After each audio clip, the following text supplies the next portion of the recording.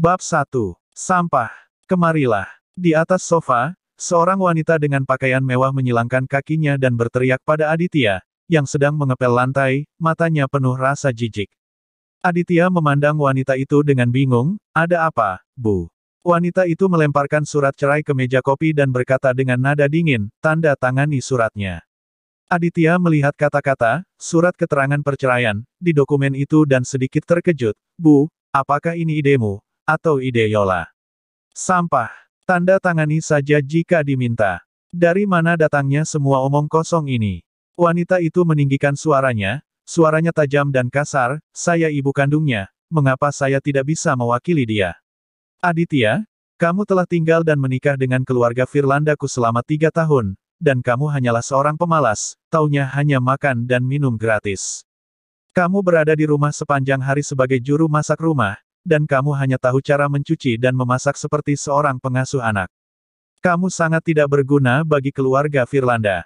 Dalam 3 tahun, keluarga Firlanda kami telah berkembang dari sebuah perusahaan kecil menjadi perusahaan besar dengan nilai pasar 100 miliar. Orang-orang yang mengagumi putriku, berjejer dari perbatasan hingga pusat kota. Kualifikasi apa yang kamu miliki, sehingga orang sia-sia seperti kamu bisa terus bersamanya? Keberadaanmu hanya akan membuat Yola Firlanda diejek oleh orang luar, mengatakan bahwa dia memiliki suami, yang menjadi pembantu rumah tangga di rumahnya. Kamu dan putriku tidak berasal dari dunia yang sama. Akan baik bagi kalian berdua untuk berpisah, dan kamu keluar dari keluarga Firlanda." Nyonya Firlanda tampak seperti atasan yang merendahkan, dengan wajah sinis dan mata menghina, dia akan menginjak-injak Aditya ke dalam lumpur dan mempermalukannya sampai tidak berharga. Aditya menarik napas dalam-dalam dan berusaha menenangkan diri sekuat mungkin, "Jika ingin bercerai, biarkan Yola datang kepadaku untuk membicarakannya." Kalimat sederhana ini membuat Nyonya Firlanda marah dan merasa bahwa keagungannya telah ditantang. "Kamu pecundang, menurutmu, apakah putriku punya waktu untuk pemalas seperti kamu? Dia sangat sibuk. Tanda tangani saja, dan segera keluar dari rumah ini." Aditya terdiam beberapa saat dan menggelengkan kepalanya dengan mengejek, perceraian bukanlah masalah sepele. Tidak mungkin Yola sesibuk itu. Sesibuk apapun dia, apakah dia tidak punya waktu luang beberapa menit untuk membicarakan masalah ini? Tidak apa-apa jika ingin bercerai. Tapi biarkan dia sendiri yang memberitahuku secara langsung, bahwa dia ingin bercerai denganku, kalau tidak aku tidak akan menandatanganinya. Aditya, kamu pecundang, jangan memaksakan dirimu terlalu jauh. Nyonya Firlanda membanting meja dan memarahinya. "Aku memperingatkanmu, meskipun kamu tidak menandatanganinya, keluarga Firlanda kami punya banyak cara untuk mengeluarkanmu dari sini, dan pada akhirnya kamu harus menyelamatkan mukamu sendiri. Jangan membuat dirimu malu." "Siapa yang membuat malu?" Aditya menggelengkan kepalanya tanpa berkata-kata. Selama 3 tahun terakhir di keluarga Firlanda, Nyonya Firlanda tidak pernah menganggapnya sebagai menantu, terlepas dari apakah dia punya tamu atau tidak, dia selalu membentaknya tanpa mempedulikan perasaannya. "Apakah aku punya rasa malu sekarang? Konyol." Aditya berbalik dan pergi, tidak bermaksud untuk terlibat dengan Nyonya Firlanda. Sekarang, satu-satunya hal yang dia pedulikan adalah sikap Yola Firlanda. "Sampah. Beraninya kamu pergi saat aku belum selesai denganmu." Tepat ketika dia hendak melanjutkan hinaannya, seorang wanita cantik yang mempesona, mengenakan pakaian bisnis hitam, dengan rambut panjang tergerai di bahunya, memiliki sosok yang anggun, membuka pintu dan masuk. Melihat pertengkaran di rumah, ekspresinya menunjukkan ketidakpedulian. Di belakangnya, ada seorang pria muda berjas rapi dengan rambut lurus disisir ke belakang. Saat Nyonya Firlanda melihat pemuda itu, dia segera mengubah wajahnya dan berjalan menyapa sambil tersenyum, "Tuan Muda Leo. Mengapa kamu ada di sini?" Pemuda itu mengangguk sambil tersenyum, lalu mengarahkan pandangan menggodanya pada Aditya. Tentu saja, sebelum masuk, dia mendengar pertengkaran di rumah ini. "Bibi, kenapa kamu begitu marah?" "Itu karena sampah ini." Nyonya Firlanda memelototi Aditya dengan tajam dan memarahi, "Kamu pecundang, apakah kamu tidak tahu cara menyambut tamu, dan membuatkan teh untuk Tuan Muda Leo?" Aditya mengabaikannya, ia memandang Yola dengan dingin dan bertanya, "Apakah benar kamu ingin bercerai?" Yola mengerutkan kening, menghindari tatapan Aditya, dan berkata, "Adit, Tuan Leo dan aku sedang membahas masalah bisnis, aku akan berbicara padamu nanti tentang urusan kita. Kamu keluar dulu." Aditya dengan sinis berkata, "Oh, Tuan Putri Yola sangat sibuk. Dia tidak bisa secara pribadi mengajukan gugatan cerai, tetapi malah punya waktu untuk membawa orang asing ke rumahnya. Sekarang Tuan Putri tidak bisa membedakan antara urusan bisnis dan urusan pribadi." "Adit, apa maksudmu?" Yola memelototinya, menahan amarahnya dan berkata, "Jika ada yang harus kita bahas, mari kita bicarakan nanti. Aku sangat sibuk hari ini. Bisakah kamu berhenti membuat masalah untukku saat ini?" Suasana di ruang tamu tegang. Melihat Aditya masih menatapnya tanpa menyerah, Yola mencibir dan berkata, "Baiklah, jika kamu ingin bicara sekarang, katakan saja. Tanda tangani perjanjian perceraian agar kita bisa berpisah secara baik-baik. Aku akan memberimu kompensasi perpisahan sebesar 10 juta. 10 juta. Aditya menertawakan dirinya sendiri. Dia tidak menyangka Yola akan menggunakan uang untuk mempermalukannya. Dia tidak bisa menahan diri untuk tidak bertanya. "Kita telah bersama selama 3 tahun. Apakah menurutmu hubungan kita selama 3 tahun ini dapat diukur dengan uang sebanyak 10 juta? Kamu kurang puas. Oke, aku akan melipat gandakannya untukmu." Aditya masih mengerutkan kening, matanya penuh keraguan. "Kamu, Yola? Aku benar-benar tidak berniat menemanimu mengelola perusahaan selama 3 tahun, tapi aku tahu, makanan kesukaanmu, apa yang membuatmu alergi, dan aku tahu cara menutupimu dengan selimut saat kamu tidur karena kecapean. Aku selalu mencoba yang terbaik melakukannya. Kamu telah mengembangkan perusahaanmu dari 100 juta menjadi 100 miliar. Uang ini cukup bagi orang biasa untuk menjalani sisa kehidupan tanpa beban. Apalagi yang membuat kamu tidak puas? Apakah jabatan dan uang ilusi ini begitu penting bagimu?" Yola tampak terkejut, dengan sedikit keraguan muncul di matanya. "Kamu pecundang? Kamu benar-benar menganggap ini sebagai suatu kehormatan, bukan? Kamu hanya seorang menantu yang menjadi pembantu, kamu berbicara begitu bijak dan halus, kamu di rumah sepanjang hari, membiarkan Yola menghasilkan uang untuk mendukungmu, kamu orang yang tidak tahu malu." Nyonya Firlanda tiba-tiba berteriak. Leo juga tersenyum sinis dan berkata, "Aditya, reputasi Anda sebagai sampah sangat terkenal di kota Andalas. Kita semua sudah dewasa, bukankah kamu hanya ingin lebih banyak uang? Kamu mengatakan omong kosong yang sensasional ini, apakah menurutmu kami semua bodoh?" Yola linglung untuk sementara waktu, dan ekspresi ragu-ragunya dengan cepat digantikan oleh tekad. Pada saat yang sama, matanya yang tajam menatap Aditya, menunjukkan kekecewaan dan kebencian. Dalam 3 tahun, dia menciptakan keajaiban dalam pengoperasian perusahaannya, dan dia masih bekerja keras untuk jutaan orang. "Adit, kita telah menikah selama 3 tahun, dan kamu hanya tahu cara mencuci pakaian dan memasak di rumah. Kamu tidak dapat membantu sama sekali dalam pekerjaanku. Sekarang ada kekosongan sebesar 100 miliar dalam rantai modal perusahaan, dan keluarga Firlanda akan bangkrut. Apa yang dapat kamu bantu lakukan?" Leo tersenyum dengan tenang, menunjukkan pemahaman yang jelas. Hari ini, atas nama Dewata Group, dia membawa kontrak kerja sama bernilai 100 miliar, yang cukup untuk menutup lubang tersebut. Leo berkata, "Tentu saja sampah ini tidak layak dibandingkan dengan saya, dan tentu saja dia tidak layak untuk Anda, Nona Yola. Sampah tingkat rendah seperti dia tidak dapat memahaminya, dan mungkin dia menganggap konyol bahwa 100 miliar hanya sekumpulan angka dengan nol. Karena itu, dia tidak tahu apa yang terjadi dengan kontrak 100 miliar Dewata Group." Bab 2. Namun pohon raksasa Dewata Group bukanlah sesuatu yang bisa dipanjat oleh keluarga Leo Kusbara. Baru kemarin, pria misterius bertopeng hitam dari Dewata Group secara pribadi menelepon dan memintanya untuk mengirimkan kontrak kepada keluarga Firlanda. Siapa yang tahu keberuntungan seperti apa yang didapatkan oleh Yola Firlanda dari Kamar Dagang Andalas. Dewata Group, kontrak 100 miliar. Aditya memandang Leo, menyipitkan matanya dan bertanya, "Apakah perintah itu ada hubungannya denganmu?" Leo Kusbara memarahi dengan suara dingin, "Jika itu tidak ada hubungannya denganku, apakah itu ada hubungannya denganmu, pecundang? Bagaimana kalau ku bilang itu memang ada hubungannya denganku?" Aditya mencibir. Tadi malam dia mengetahui bahwa perusahaan keluarga Firlanda mengalami defisit sebesar 100 miliar, jadi dia meminta keluarga Kusbara untuk mengirimkan kontrak sebesar 100 miliar. Kenapa kontrak 100 miliar ini tidak ada hubungannya dengan dia? Hahaha. Leo mendengar suara itu, memegang perutnya dan mengejek dengan tidak bermoral, "Kamu bilang, itu ada hubungannya denganmu. Siapa kamu? Yola mengertakkan gigi dan menatap Aditya, cukup.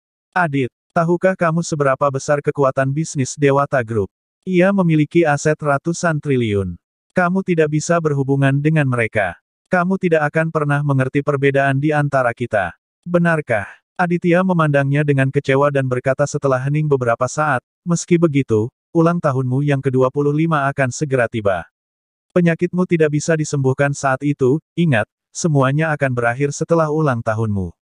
Sakit, sakit lagi. Yola marah, berapa lama kamu akan terus berbicara omong kosong? 3 tahun lalu, kamu bilang aku mengidap penyakit aneh, dan penyakit ini tidak bisa disembuhkan oleh siapapun. Hanya bisa disembuhkan oleh kamu. Tapi sudah 3 tahun, kenapa aku belum juga sakit? Adit, aku sangat kecewa padamu. Cerai. Kamu tanda tangani sekarang. Aku akan memberikan apapun yang kamu inginkan. Dan keluar dari sini. Sejujurnya, kamu tidak layak untukku. Satu-satunya orang di kota Andalas yang bisa membuatku, Yola Firlanda, jatuh cinta, adalah Presiden Dewata Group, yang telah membantuku berkali-kali dalam 3 tahun terakhir. Aditya membeku di tempat sejenak, ekspresinya tampak sedikit tidak wajar. Dia awalnya berpikir bahwa Yola hanyalah orang biasa, tetapi dia tidak menyangka bahwa hatinya sudah tergelincir. Dan orang yang disukainya itu adalah dirinya sendiri, dengan identitas lain. Aditya tersenyum mencela diri sendiri, dan menandatangani perjanjian perceraian dengan gembira, saya tidak membutuhkan uang Anda. 10 juta itu hanyalah penghinaan terhadap perhatian yang telah saya berikan kepada Anda selama 3 tahun terakhir. Setelah itu, dia pergi. Leo Kusbara mengangkat bibirnya sedikit, tetapi matanya secara tidak sengaja tertuju pada leher Aditya, dan dia tiba-tiba tertarik oleh batu jadet hijau berbentuk naga di lehernya. Sekilas dia tahu bahwa benda ini bernilai banyak uang. Melihat Aditya berbalik untuk pergi, dia tiba-tiba berkata, tunggu. Aditya, sekarang kamu tidak ada hubungannya dengan keluarga Firlanda lagi, kamu harus mengembalikan jadet di lehermu ke keluarga Firlanda. Aditya berbalik dan berkata dengan dingin, hal ini tidak ada hubungannya dengan keluarga Firlanda. Saat itulah Nyonya Firlanda memikirkan batu jadet di leher Aditya. Ketika dia menikah dengan keluarga Firlanda 3 tahun lalu, dia mengatakan bahwa dia menggunakan batu jadet ini sebagai hadiah pertunangan. Niat awalnya adalah memberikannya kepada Yola, tetapi dia tidak memintanya. Nyonya Firlanda juga adalah wanita yang cerdik. Ketika Leo menyebutkannya secara spesifik, menjadi jelas bahwa Leo tertarik pada batu jadet ini. Ini adalah kesempatan bagus untuk mengambil hati dan membuat Leo Kusbara senang. Nyonya Firlanda langsung mendapat ide. Aditya, kamu bilang akan memberikan batu jadet itu kepada Yola saat itu, jadi itu milik keluarga Firlanda. Jika mau pergi, tinggalkan barang-barangmu untukku. Aditya berkata dengan suara yang dalam, tidak akan.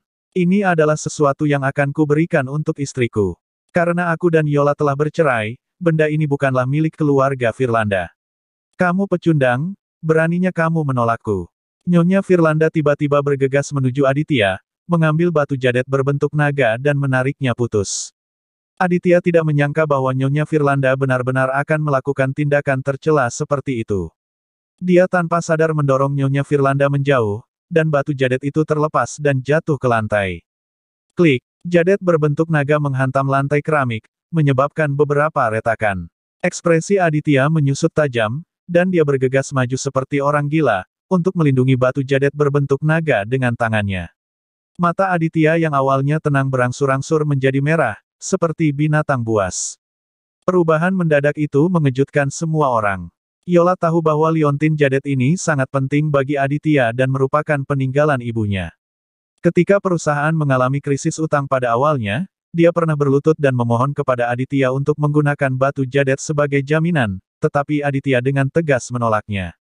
Meski masalah utangnya tak disangka kemudian terselesaikan, namun hal itu menjadi ganjalan di hatinya. Aditya berlutut di tanah, matanya membelalak karena marah, menatap Nyonya Firlanda dan mengucapkan setiap kata dengan perlahan. Kamu mencari kematian. Nyonya Firlanda terkejut dan terduduk di lantai. Kamu. Apa yang ingin kamu lakukan, dasar pecundang? Leo tidak menganggapnya serius. Hanya sepotong sampah. Memangnya kenapa jika Aditya marah? Pria yang tidak kompeten, bahkan jika dia menginjak-injak dan mempermalukannya sesuka hati, dia tidak akan mendapatkan masalah apapun. Kemudian Leo berkata dengan penuh dominasi. Sebaiknya kamu keluar dari sini sekarang juga. Siapa yang memberimu keberanian untuk bertindak liar di hadapanku, Tuan Leo Kusbara? Mengapa kamu tidak keluar dan mencari tahu siapa aku? Batu jadet imperial itu terkoyak-koyak, pecahannya menembus telapak tangannya, dan sedikit cahaya hijau pekat yang terperangkap di tengah batu jadet itu bergabung ke dalam meridiannya. Dalam hati Aditya, seolah-olah seekor naga raksasa yang terbungkus kabut hijau lepas dari pengekangan, dan niat membunuh yang terpancar dari tubuhnya hendak melahap semua orang di sekitarnya. Pada saat yang sama ketika Leo Kusbara mengulurkan tinjunya, Aditya dengan cepat menamparkan wajah Leo dengan kecepatan beberapa detik. Pengadilan kematian. Plak, giginya bercampur darah dan tumpah ke udara. Leo terbang ke samping, kepalanya membentur meja kopi dan jatuh ke lantai, dan kepalanya berlumuran darah. Seluruh orang berada dalam keadaan kesurupan, dan pemandangan di depannya adalah gambaran ganda. Kamu, beraninya kamu memukulku. Wajah Leo dipenuhi rasa tidak percaya. Apa kau ingin membunuhku, bajingan? Kemarahan Aditya tidak mereda, dia menginjak dada Leo, saya tidak hanya ingin membunuh Anda, saya juga ingin keluarga Kusbara Anda dihancurkan di kota Andalas. Bang, bang, bang, bang, pukulan demi pukulan menghantam wajahnya. Tak lama kemudian, seluruh wajah Leo dipukuli sampai babak belur, hingga memar dan lebam. Saking mengerikannya, sulit mengenali wujud manusianya. Tuan Muda Leo, Nyonya Firlanda benar-benar panik dan berteriak dengan marah, sampah, lepaskan Tuan Muda Leo. Tahukah kamu siapa yang kamu pukul? Kamu tidak bisa kehilangan 100 nyawa. Tuan Muda Leo, adalah Tuan Muda dari sebuah perusahaan konstruksi di kota Andalas dengan nilai pasar 500 miliar. Nyonya Firlanda bergegas maju dan hendak meninju serta menendang Aditya. Aditya tiba-tiba berbalik, menatap Nyonya Firlanda dengan mata penuh aura pembunuh, dan detik berikutnya dia langsung meraih leher Nyonya Firlanda. Dan kamu, anjing yang tidak berguna, sudah cukup. Yola berteriak, Adit, apakah kamu masih berpikir bahwa masalah yang kamu timbulkan ini tidak cukup besar? Keluar dari sini. Kamu tidak ada hubungannya dengan keluarga Firlanda sekarang. Brooke, Aditya melepaskan Nyonya Firlanda jatuh ke lantai. Yola tidak pernah menyangka bahwa Aditya, yang sebelumnya lembut dan tenang dan tidak pernah melawan, akan benar-benar melakukan hal impulsif seperti memukuli seseorang. Dan lawannya adalah Tuan Leo, orang yang membantu membawakan kontrak 100 miliar dari Dewata Group. Dia benar-benar tidak membuat kemajuan dalam 3 tahun terakhir. Aditya membeku di tempat dan menatap Yola, kemarahan di matanya perlahan memudar hingga dia merasa kecewa. Bab 3. Tanpa mengatakan apapun, dia berbalik dan membuka pintu untuk pergi. Yola menyaksikan Aditya pergi, merasakan rasa takut dan kehilangan yang tak dapat dijelaskan di dalam hatinya. Dia tahu bahwa Aditya tidak salah dalam hal perceraian. Hanya saja, dia terlalu biasa, hanya cocok untuk menjadi orang biasa, dan menjalani kehidupan biasa. Sekarang yang Yola kejar adalah platform yang lebih tinggi dan lebih luas. Keduanya ditakdirkan untuk berpisah. Nyonya Firlanda melihat ke pintu dan bertanya dengan tidak percaya, mengapa kamu membiarkan pembunuh ini pergi? Bajingan itu berani menyerang Tuan Leo, dan bahkan ingin memukulku. Dia harus dikirim ke penjara agar tidak pernah keluar lagi seumur hidupnya. Cukup, Bu. Apa kamu tidak tahu kenapa dia mengambil tindakan? Karena kamu ingin mencuri batu jadetnya. Yola berkata dengan tidak sabar. Nyonya Firlanda masih menatap, sama sekali tidak merasa ada yang salah dengan dirinya. Dia sudah makan dan minum dengan bebas di keluarga kita selama 3 tahun. Apa salahnya memintanya untuk membayar sejumlah uang terima kasih? Lagi pula, dia salah karena telah memukul orang. Cepat atau lambat aku akan membuatnya membayar. Yola menghela nafas dan berkata, sudah, cukup. Bawa Tuan Leo ke rumah sakit untuk perawatan terlebih dahulu. Aditya berjalan ke bawah, merasa kesepian. Dia bergabung dengan keluarga Firlanda karena lelaki tua dari keluarga Firlanda itu baik padanya, dan dia juga membutuhkan identitas untuk menutupi keberadaannya. Dalam 3 tahun terakhir, dia dan Yola memperlakukan satu sama lain dengan sangat baik seolah-olah mereka adalah pasangan yang harmonis, meskipun mereka sebenarnya belum melakukan hubungan suami istri. Aditya menjaga segala sesuatu tentangnya semaksimal mungkin. Ketika Yola sakit lama, demamnya terus berlanjut, dia menemaninya sepanjang malam. Jika dia merasa tidak enak badan, Aditya memberikan dia terapi diet. Selama 3 tahun, Memelihara seekor anjing pun seharusnya bisa menyentuh hatinya, tetapi dia tidak menyangka bahwa Yola akan begitu tega dan tidak memikirkan hubungan masa lalunya. Apakah kekuasaan dan uang begitu penting baginya? Yola Firlanda sangat giat bekerja, dia tahu itu. Jadi dalam 3 tahun terakhir, meski dia tidak membantu Yola secara terbuka, namun dia diam-diam mengenakan topeng hitam dan mendirikan Dewata Group, dan membantunya mengatasi banyak rintangan. Nama Dewata Group sendiri, diambil dari nama depannya, karena nama lengkapnya adalah Dewa Aditya. Kalau tidak, bagaimana dia, seorang wanita lemah, bisa membawa perusahaan ke level ini hanya dalam 3 tahun? Aditya pikir setelah Yola menghasilkan cukup uang, dia secara bertahap akan mengesampingkan ketenaran dan kekayaan ilusi ini, dan kembali ke keluarganya. Tanpa diduga, dia terpaksa bercerai dan diusir dari keluarga Firlanda. Ironis sekali. Telepon berdering tiba-tiba. Aditya menjawab telepon dan berkata dengan nada tidak tertarik, "Siapa?" "Dokter Aditya, saya Akmal Hadi dari Kamar Dagang Andalas. Saya meminta Anda untuk mengobati saya sebelumnya. Apakah Anda masih mengingat saya? Jika Anda tidak mengambil tindakan, saya pasti sudah lama mati. Saya juga telah menemukan sebagian besar bahan obat berharga yang Anda butuhkan. Ada beberapa bahan berharga yang belum saya temukan, tapi saya akan berusaha sebaik mungkin. Juga beberapa waktu yang lalu, saya secara tidak sengaja mendapatkan kalung perhiasan bernama The Glory of the Stars di lelang luar negeri. Elegan dan indah. Menurut saya itu akan sangat cocok untuk istri Anda. Apakah Anda punya waktu sekarang?" "Terima kasih." Nada suara Aditya dingin, "Tetapi untuk kalung perhiasan, saya tidak akan mengambilnya, meskipun diberikan secara cuma-cuma." Ini, Akmal Hadi sedikit bingung. Mendengarkan nada bicara Aditya, sepertinya dia tidak terlalu tertarik. Mungkinkah dia telah memprovokasi Aditya di suatu tempat?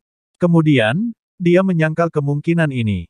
Sejak dia diselamatkan terakhir kali, selain berterima kasih padanya, dia tidak pernah bertemu Aditya lagi.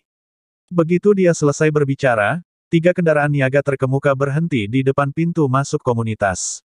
Dari mobil pemimpinnya, keluar seorang wanita yang mengenakan gaun bermotif renda phoenix merah, dengan kulit sehalus agar-agar dan sosok yang menawan, sangatlah cantik.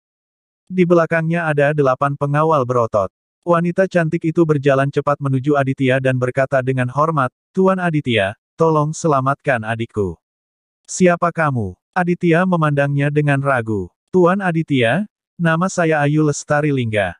Presiden Akmal Hadi dari Kamar Dagang Andalas, merekomendasikan saya untuk datang kepada Anda. Saya harap Anda dapat menyelamatkan saudara perempuan saya."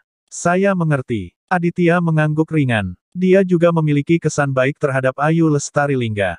Dia presiden dari Lingga Group, dia berpartisipasi dalam pengambilan keputusan proyek grup pada usia 18 tahun, dan menjadi orang yang berkuasa pada usia 21 tahun.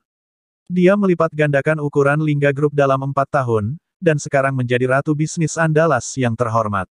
Di depannya, reputasi Yola Firlanda, seorang bintang yang sedang naik daun, tidak ada artinya jika dibandingkan dengan bulan yang cerah ini. Di sisi lain telepon, Akmal Hadi mengetahui bahwa Ayu Lestari telah tiba ketika dia mendengar suara itu, dan berkata dengan tergesa-gesa, "Tuan Adit, maaf, kali ini saya tidak memberitahu Anda sebelumnya. Ini terlalu mengganggu. Saya, Akmal Hadi, akan datang ke pintu Anda untuk mengucapkan terima kasih di lain hari." "Ya," Aditya menjawab dan menutup telepon. "Tuan Aditya, masalahnya mendesak, bisakah kita segera berangkat?" Ayu Lestari secara pribadi membukakan pintu mobil agar Aditya masuk, menunjukkan rasa hormat. Setelah Aditya masuk ke dalam mobil, konvoi mobil mewah melaju menuju rumah sakit Pratama Kota Andalas. Dia duduk di kursi belakang dan memejamkan mata untuk beristirahat. Baru kemudian dia menyadari bahwa meridian dari lengan hingga seluruh tubuhnya mulai berangsur-angsur menjadi panas. Setelah merasakannya dengan hati-hati, dia terkejut. Meridian yang dihapuskan 3 tahun lalu perlahan pulih dan bahkan menjadi lebih kental. Pada dasarnya meridian adalah sistem peredaran energi, seperti halnya sistem peredaran darah. Perbedaannya adalah bahwa alih-alih darah, meridian memungkinkan aliran energi vital yang disebut Qi. Di lengannya, pola sisik naga berkedip-kedip samar. Jauh di lubuk hatinya, dia seperti melihat naga biru raksasa dengan sayap di punggungnya mengaum. Aditya membuka matanya, tampak bersemangat, merasakan perubahan pada tubuhnya. Sebelum mobil melaju jauh, Pengawal yang mengemudikan mobil tersebut berkata, "Nona, ada beberapa orang yang mengikuti kita." Ayu melihat melalui kaca spion. Di belakang konvoi, 7 atau 8 gangster dengan rambut dicat berbagai warna sedang mengejar konvoi dengan sepeda motor. Mencari kematian. Jika mereka berani menimbulkan masalah bagi keluarga Lingga saat ini, dan menunda pengobatan adikku, aku akan menghancurkan mereka menjadi abu. Jejak niat membunuh muncul di mata Ayu Lestari. Aditya melirik ke belakangnya dan tiba-tiba mencibir, "Nona Ayu, menepilah, orang-orang ini ada di sini untuk menemui saya." Ayu tertegun, mengangguk perlahan, dan memerintahkan pengawal itu untuk berhenti. Aditya membuka pintu mobil dan keluar, diikuti oleh Ayu Lestari. Tim sepeda motor dengan cepat mengepung konvoi tersebut, dan anak-anak muda tersebut turun dari sepeda motor dengan membawa berbagai senjata.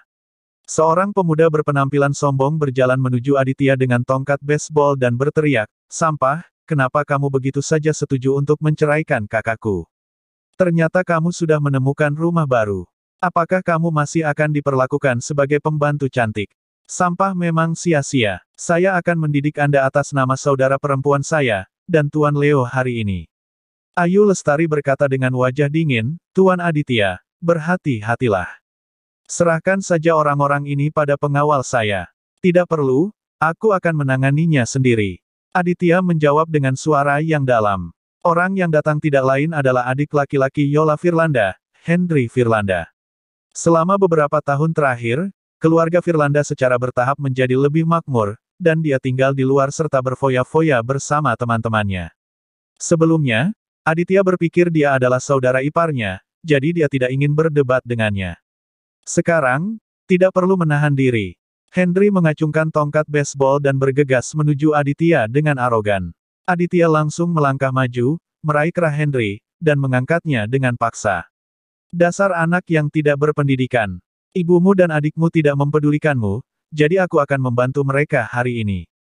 Bab 4. Kemudian, sebelum dia sempat bereaksi, serangkaian tamparan terdengar. Plak, plak, plak, plak, cepat dan tajam. Hendry langsung dipukuli hingga matanya dipenuhi bintang, darah mengalir dari sudut mulutnya, dan bekas tamparan merah cerah di kedua sisi pipinya sangat memerah. "Aditya, kamu pecundang, beraninya kamu memukulku.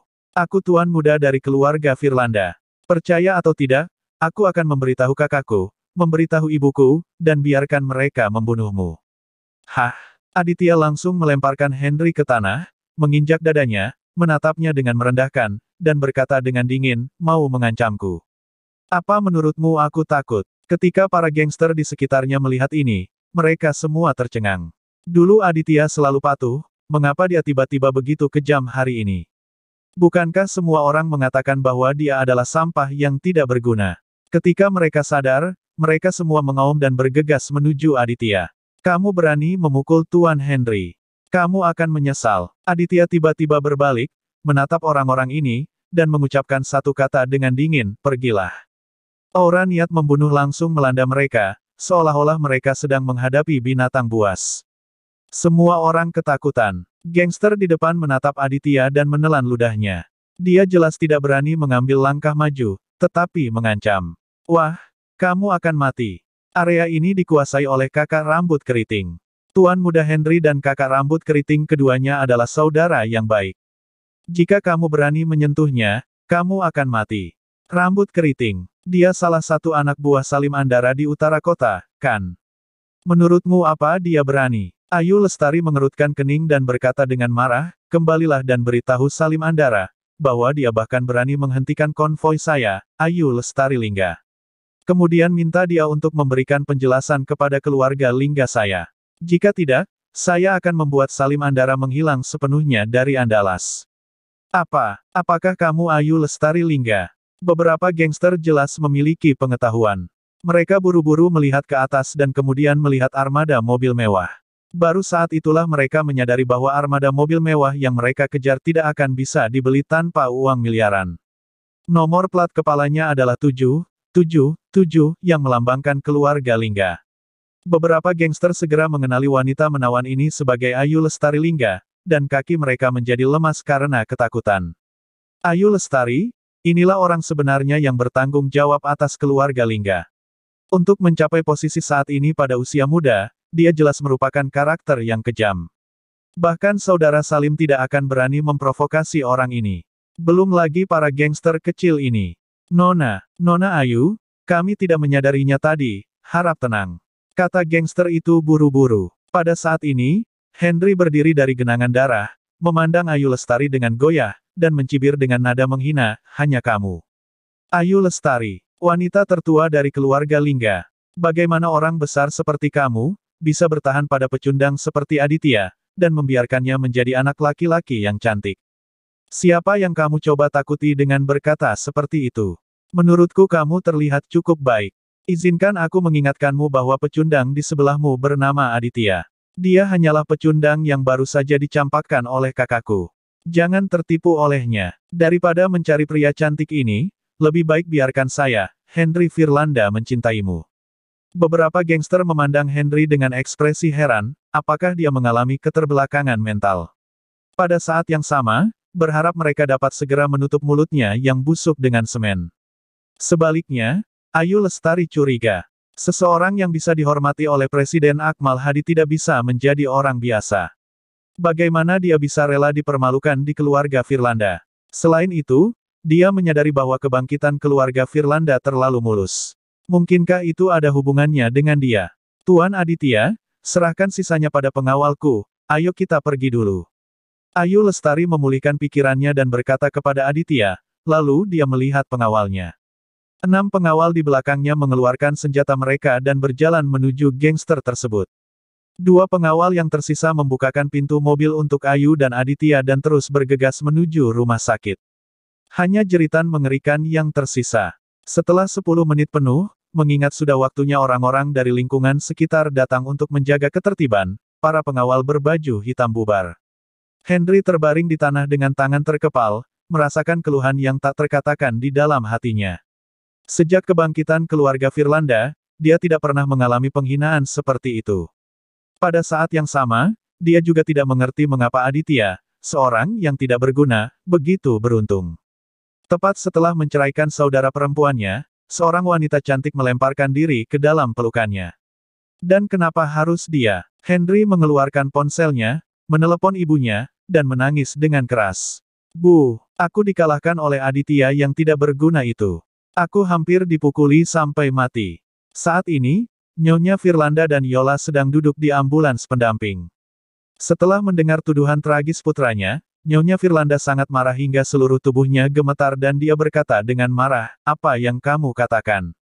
Aditya hanyalah serigala yang bodoh. Beri seekor anjing sedikit makanan, dan bahkan anjing itu pun tahu bagaimana membalas budi. Lihat saja nanti, saya harus membuat Aditya membayar harganya. Sudah Bu, berhenti bicara. Yola menghela nafas berat dan melihat keluar jendela ambulans dengan ekspresi yang rumit. Kalau kita ngomongin saat dia di rumah, Aditya marah besar dan memukuli orang, karena liontin jadet miliknya hancur. Jadi apa alasannya kali ini? Adikku jelas tidak memprovokasi dia. Mengapa dia harus mengambil tindakan? Bagaimana dia bisa menjadi begitu mudah tersinggung, dan mudah menggunakan kekerasan?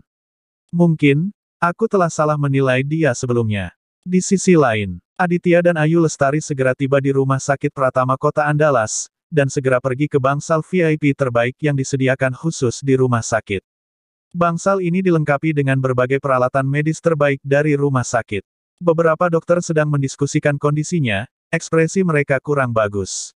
Saat ini, seorang wanita muda dengan wajah pucat sedang berbaring di ranjang rumah sakit. Meskipun dia sangat lemah, bisa terlihat kemiripan antara alisnya dan milik Ayu Lestari, dan dia juga sangat cantik. Itu adalah wanita muda kedua dari keluarga Lingga, Dewi Puspita Lingga. Kak, aku merasa sangat tidak nyaman. Mereka bahkan tidak bisa mengetahui penyakit apa yang aku derita, jadi mereka hanya tahu cara mengambil darahku untuk diperiksa. Mereka tidak punya kemampuan sama sekali. Dewi Puspita menangis sedih. Beberapa dokter saling memandang, wajah mereka penuh kepahitan. Nona muda pertama, penyakit nona kedua keluarga Lingga sungguh aneh. Kami telah melakukan tes darah mendetail dan melakukan perbandingan berbagai kasus khusus, tetapi tidak ada satupun yang cocok untuk nona kedua. Ya, kami benar-benar sudah mencoba yang terbaik. Ayu Lestari melangkah maju perlahan, meletakkan tangannya di bahu Dewi Puspita untuk menghiburnya, dan menoleh ke Aditya dan berkata, Tuan Aditya, para dokter ini tidak dapat berbuat apa-apa. Lihatlah penyakit saudara perempuan saya. Apakah Anda punya petunjuk? Begitu dia selesai berbicara, Aditya tidak punya waktu untuk menjawab. Dia melihat beberapa dokter saling memandang dengan wajah tidak senang. Pemuda di depannya tampak seperti baru berusia 20-an. Jika dia seorang dokter, dia mungkin belum melewati masa magangnya. Mereka memiliki keraguan di dalam hati, apakah Ayu Lestari Lingga sengaja membawa orang ini untuk mempermalukan mereka. Atau mungkin dia sedang stres, sehingga dia mencari orang yang bisa menyembuhkan adiknya dan menemukan penipu. Nona muda pertama, apakah Anda ingin dia merawat nona kedua? Apakah dia seorang dokter? Tidak meyakinkan jika di usianya, sudah menjadi dokter, apalagi keterampilan medisnya, apa dia bukan sedang menipu Anda? Kami sudah menjadi dokter terbaik di rumah sakit. Saya menyarankan Anda untuk bermain aman dan mengusir orang ini. Aditya mendengar suara itu, menatap ke arah semua orang, dan berkata dengan dingin, lalu apa hasil penelitianmu selama ini? Kalian bahkan tidak bisa mengetahui penyebab penyakitnya, jadi apa gunanya kalian? Kamu, beberapa dokter sangat kesal dengan Aditya sehingga mereka hanya bisa menahan satu kalimat, kamu adalah anak yang sombong dan orang yang bodoh. Bab 5. Dewi Puspita Lingga, memandang kakaknya dengan kecurigaan yang sama, dan menunjuk ke arah Aditya tanpa basa-basi, kakak. Apakah kamu bercanda? Apa dia bisa menjadi dokter di usianya? Dia tidak akan membunuhku, kan? Ayu Lestari tersenyum tak berdaya, keterampilan medis pria ini dijamin sangat bagus. Tidak akan ada masalah. Jangan khawatir. Dewi Puspita menghela nafas dan bertanya, hei, bisakah kamu mengetahui apa yang salah denganku? Aditya mengangguk dalam diam dan berkata dengan emosi, sungguh aneh, saya benar-benar dapat merasakan denyut nadi Anda yang berantakan. Tapi gejalamu bukan disebabkan oleh aliran darah, tapi agak aneh. Buka bajumu, aku perlu memastikannya. Apa? Buka baju. Dewi Puspita merasa malu dan kesal, tidak mungkin. Kamu tidak tahu apa yang salah denganku, jadi kamu hanya memintaku melepas pakaianku, dasar gangster cabul. Bagaimana jika kamu mengambil keuntungan dan mengatakan itu tidak bisa disembuhkan? Aditya berkata, saya tidak meminta Anda melepas seluruh pakaian Anda, saya hanya meminta melepas baju, pakaian atas Anda saja. Dewi Puspita mengertakkan gigi, itu juga tidak akan berhasil. Kakak, aku tidak percaya padanya. Suruh dia pergi. Ayu Lestari juga dalam masalah, tapi bagaimanapun juga, Aditya direkomendasikan oleh Ketua Akmal dan tidak mungkin menjadi penipu. Dewi, dokter hanya melihat gejalanya dan tidak membedakan antara pria dan wanita. Dia tidak akan memanfaatkanmu. Patuhlah. Kakak, kamu. Dewi Puspita masih ingin berdebat dengan alasan, tapi mungkin dia terlalu bersemangat. Gelombang panas melonjak ke dalam hatinya, dan udara mematikan yang suram muncul di dahinya. Aditya tampak acuh tak acuh, berbalik dan meninggalkan bangsal, hanya menyisakan satu kalimat. Apapun yang kamu inginkan, hidupmu adalah milikmu sendiri. Aku bukan ayahmu. Aku tidak harus menyelamatkanmu. Aku harap kamu masih bisa tegar untuk sementara waktu. Bahkan malaikat surga dan saya tidak dapat menyelamatkan mereka yang mencari kematian. Hidupku dalam bahaya. Dia pembohong. Dewi Puspita mendengus dingin dan berkata kepada Ayu Lestari, saudari, lihat, saya baru saja mengatakan bahwa dia penipu, dan dia ingin melarikan diri setelah ketahuan, bukan? Semua pakar rumah sakit sepakat, dia pasti penipu. Kondisi fisik wanita muda kedua cukup stabil sekarang, dan kecil kemungkinan nyawanya akan terancam dalam jangka pendek. Nona muda pertama, jangan khawatir, kami juga telah menghubungi Dr. Hamdi, ketua dari Ikatan Dokter Andalas. Dia akan segera datang. Dia pasti bisa menyembuhkan penyakit nona kedua. Ayu Lestari tidak menjawab, dan tanpa sadar melihat waktu di ponselnya, merasa sedikit khawatir. Dia memiliki perasaan yang samar-samar bahwa apa yang dikatakan Aditya mungkin benar. Rumah sakit, bangsal trauma. Raungan Leo Kusbara menembus seluruh lantai. Pecundang ini benar-benar berani memukulku. Aku ingin dia mati mengenaskan. Mulai hari ini, akan selalu ada perhitungan aku dan dia di Andalas. Nyonya Firlanda dengan cepat berkata, apa yang Tuan Leo katakan adalah benar, pecundang ini sangat ingin mati sehingga dia berani melawanmu. Kami, keluarga Firlanda, pasti tidak akan melepaskannya. Anda memiliki status terhormat dan tidak perlu marah padanya. Leo Kusbara tersentak, mengeluarkan ponselnya, dan menelepon Reno Kusbara. Begitu panggilan tersambung, dia meratap dan menangis, "Ayah. Saya dipukuli. Ayah harus membuat keputusan untuk saya. Dia tidak hanya memukul wajahku. Dia jelas-jelas ingin membunuhku. Aku sangat ingin dia mati." Reno Kusbara tidak menjawab kata-katanya sama sekali, dan tiba-tiba bertanya dengan keras, "Apa yang kamu lakukan di luar, anak jalang? Bagaimana kamu menyinggung Dewata Group? Aku hanya ingin menghajarmu sampai mati sekarang." Setelah menutup telepon, Leo tercengang saat mendengarkan sinyal sibuk yang datang dari telepon. Apakah dia mengalami kejang? Sebelum dia sempat memikirkannya, pintu bangsal tiba-tiba dibuka oleh Reno Kusbara. "Ayah." Leo memandang Reno Kusbara yang marah, tidak mengerti apa yang sedang terjadi. "Jangan panggil aku ayah, aku tidak punya anak bodoh sepertimu." Reno Kusbara meraung marah, tidak peduli Yola Firlanda berdiri di sampingnya, dia mengambil kursi dan melemparkan ke arah Leo di ranjang rumah sakit. Menghancurkan dan mengutuk pada saat bersamaan. "Omong kosong. Apa yang kamu lakukan itu sangat jahat. Dewata Group membatalkan semua kerjasama dengan kita dan memintaku untuk menjaga dan mengajarimu, brengsek. Katakan padaku, apa yang telah kamu lakukan?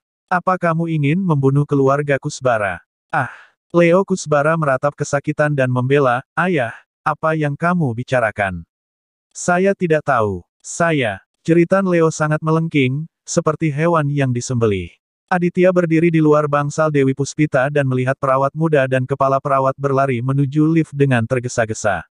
Perawat kecil itu bertanya, "Apa yang terjadi? Apa yang terjadi di atas? Siapa yang berteriak begitu sedih?" Kepala perawat berkata, "Seseorang baru saja dilarikan ke rumah sakit dan kedua kaki putranya patah. Dia mengirimnya ke ruang gawat darurat. Tidak ada cukup staf di lantai atas." Aditya menyaksikan lelucon ini. Di layar ponselnya ada panggilan yang baru saja dia lakukan. Waktu terus berlalu. 5 menit sudah habis. Wajah Dewi Puspita tiba-tiba berubah menjadi abu-abu dengan kecepatan yang terlihat dengan mata telanjang, dan seluruh tubuhnya menjadi lemas seolah-olah dia telah kehilangan jiwanya. "Ah!" Suara ratapan yang menyakitkan bergema di seluruh bangsal. Ayu Lestari terkejut. Para ahli rumah sakit di sekitarnya buru-buru berteriak, "Tidak. Cepat, berikan pertolongan pertama pada nona kedua. Tidak ada yang diizinkan bergerak." Ayu Lestari bergegas keluar dari bangsal dengan tergesa-gesa, tetapi saat dia melangkah keluar dari bangsal, dia diselimuti oleh bayangan yang tinggi. Ketika dia sadar kembali, dia menemukan bahwa dia melemparkan dirinya ke pelukan Aditya, tubuh lembutnya menekan lengan Aditya. Ayu Lestari segera berdiri, terlepas dari rasa malunya, dan berkata dengan tergesa-gesa, "Tuan Adit. Adikku, jangan terlalu cemas. Ini hanya gejala awal, sebelum penderitaan yang lebih besar terjadi, aku sudah punya cara untuk menyembuhkan adikmu." Dia masuk ke bangsal, menatap ahli di sebelahnya, dan berkata, "Kalian semua keluar." Para ahli mengerutkan kening dalam diam dan tidak bergerak. Ayu Lestari melihat ini dan berkata dengan marah, "Tuan Adit sudah menyuruh kalian keluar, tidak bisakah kalian mendengar?" Para ahli dengan enggan meninggalkan bangsal. Aditya menoleh untuk melihat Ayu Lestari dan bertanya, "Apakah kamu masih perawan?" Ayu Lestari tertegun dan wajah cantiknya menjadi sedikit merah. "Ya, kenapa kamu menanyakan ini?" Aditya lalu berkata, "Buka saja pakaian adikmu dan lepas pakaianmu juga." Ayu Lestari bingung. Kenapa dia harus melepas pakaiannya saat merawat Dewi Puspita? Tapi melihat ekspresi menyakitkan Dewi Puspita, dia tidak berani bertanya lagi, jangan-jangan ada yang salah dengannya dan adiknya. Aditya menjelaskan dari samping, "Kamu dan adikmu memiliki pembuluh darah tubuh khusus, yang disebut tubuh kembar kayangan. Adikmu memiliki denyut nadi yang dingin dan kamu memiliki tubuh peri. Saat denyut dingin muncul, itu gejala adikmu. Udara dingin menyerang organ dalam dan nyawanya dalam bahaya. Dan ketika meridian Anda pecah, awalnya akan menyebabkan menstruasi tidak teratur, kemudian kemandulan, dan akhirnya hawa dingin akan membakar meridian tersebut dan menyebabkan kematian. Inilah nasib si kembar. Kalau kalian tidak bertemu denganku, kalian berdua pasti sudah mati. Untungnya, kalian semua masih perawan. Saya akan menggunakan metode nafas 13 jarum, menginduksi darah peribawaan Anda untuk menyembuhkan adik Anda." Ayu Lestari terkejut. Dia memang menderita menstruasi tidak teratur selama lebih dari beberapa tahun. Dia mempercepat gerakannya dan melepas pakaian adiknya dan dirinya sendiri, hanya menyisakan celana dalamnya. Bersambung ke bab selanjutnya.